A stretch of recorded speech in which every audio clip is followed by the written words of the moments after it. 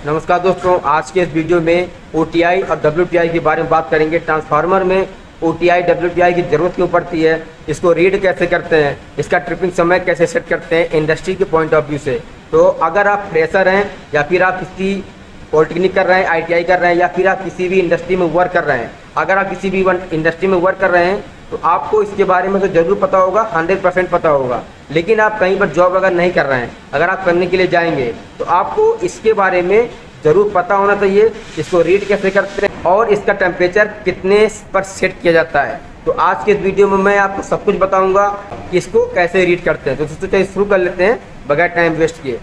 दोस्तों किसी भी ट्रांसफार्मर में उसके मेनली दो भाग होते हैं, दो मेन पार्ट होते हैं, दो मुख्य भाग होते हैं जिसको हम कह सकते हैं। पहला होता है कोर, इसमें बाइंडिंग किया हुआ होता है, और दूसरा उसका ऑयल होता है। अब अगर ऑयल में कोई भी प्रॉब्लम होता है या फिर बाइंडिंग में कोई भी प्रॉब्लम होता है तो उसकी मॉनिटरिंग करने के लिए हम OTI और WTI को हम यूज़ करते हैं। मान लीजिए कि ट्रांसफार्मर कोई भी लोड पर है, अब ट्रांसफार्मर लोड पर है, अब लोड कम होने पर, ज़्यादा होने पर ट्रांसफार्मर की बाइंडिंग पर कुछ ना कुछ इफेक्ट होगा, ट्रांसफार्मर का बाइंडिंग गर्म होगा, और अगर बाइंडिंग गर्म होगा तो ऑयल भी गर्म होगा। तो दोनों में क्या कंडीशन है, क्या प्रॉब्लम है, तो यह सब OTI और WTI को दिखता है, क्योंकि हम इसको फिजिकली मॉनिटरिंग नहीं कर सकते हैं। इसके लिए हमको एक अलग से इक्विपमेंट की जरूरत पड़ती है जो WTI और OTI इस कमी को पूरा करता है, जो फुलफिल करता है।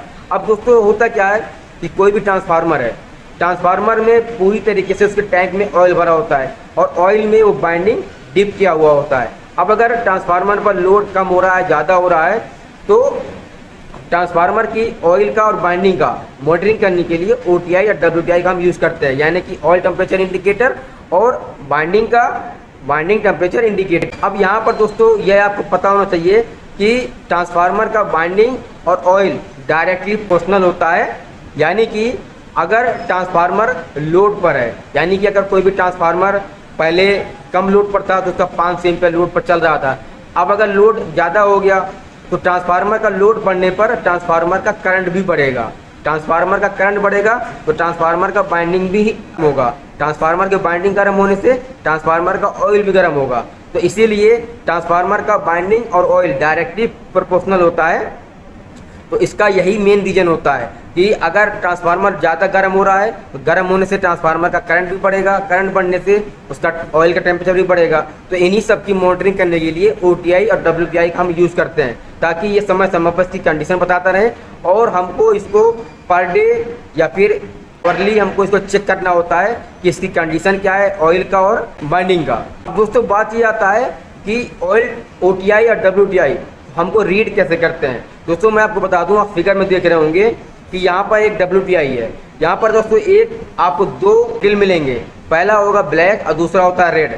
दोस्तों ब्लैक और रेड दोनों आपको OTI में और WTI में दोनों मिलेंगे, बस खाली यहाँ पर नाम खाली चेंज हो जाता है। WTI और OTI दोनों में आपको दोनों नीडल मिलेंगे, यानी ब्लैक और रेड। अब दोस्तों ब्लैक का काम क्या होता है, ब्लैक का नीडल का काम ये होता है कि जो प्रेजेंट में कितना टेम्परेचर है बाइंडिंग का वह शो करता है। अगर यहाँ पे OTI होता तो ये OTI का बताता, अब यहाँ पर WTI है तो ये WTI का बता रहा है। यानी कि ट्रांसफार्मर अगर लोड पर है तो उस समय प्रेजेंट में, जैसे मान लीजिए आपने देखने गए तो प्रेजेंट में जो ब्लैक आपका नीडल होगा वह कितना टेम्परेचर पर है वह ये शो करेगा। और रेड जो होता है, रेड का काम ये होता है कि पिछली बार ये टेम्परेचर कितने डिग्री तक राइज हुआ था, यानी कि 40 डिग्री, 50 डिग्री, 60 डिग्री कितने तक ये आगे गया था, यह इस चीज़ को शो करता है। अब दोस्तों OTI और WTI में हम अलार्म और ट्रिपिंग समय भी सेट कर सकते हैं। यानी कि अगर मान लीजिए कोई भी ट्रांसफार्मर है,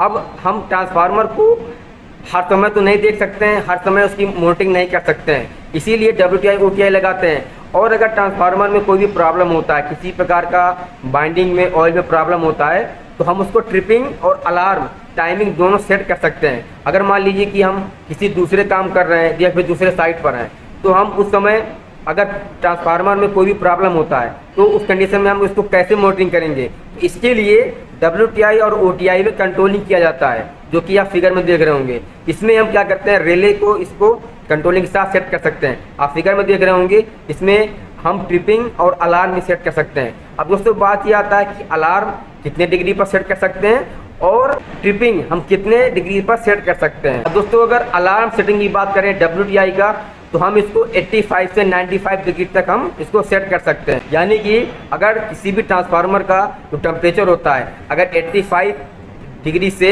95 डिग्री के बीच में रहता है तो ये अलार्म जनरेट करेगा। नहीं दोस्तों, अगर ट्रांसफार्मर का टेम्परेचर बाइंडिंग का अगर 85 है तो ये अलार्म शो करेगा। इसमें हम हीटर भी लगा सकते हैं। और अगर ट्रांसफार्मर का बाइंडिंग का मैक्सिमम जो टेम्परेचर अगर हमने इसको 95 पर सेट कर दिया तो 95 पर ये ट्रिप हो जाएगा, पूरी तरीके से बंद हो जाएगा, कोई भी दुर्घटना नहीं होगा। अगर ट्रांसफार्मर के ऑयल के बारे में बात करें तो ट्रांसफार्मर का ऑयल का अलार्म का जो टाइमिंग होता है, जो उसका डिग्री होता है, उसको हम 80 डिग्री सेल्सियस पर करते हैं। यानी कि अगर ट्रांसफार्मर का ऑयल का टेम्परेचर 80 डिग्री पहुंच रहा है तो इस कंडीशन में ट्रांसफार्मर में अलार्म एक जनरेट होगा। यहाँ पर हम इसको हीटर भी लगा सकते हैं। और अगर ट्रांसफार्मर का ऑयल का टेम्परेचर 90 डिग्री जाता है तो यहाँ पर ट्रांसफार्मर ट्रिप हो जाएगा। दोस्तों यही कुछ ट्रांसफार्मर के WTI OTI के बारे में कुछ बेसिक जानकारी थी। अगर आपको उसके बारे में जानकारी थी तो मुझे आप कमेंट करके जरूर बताइएगा।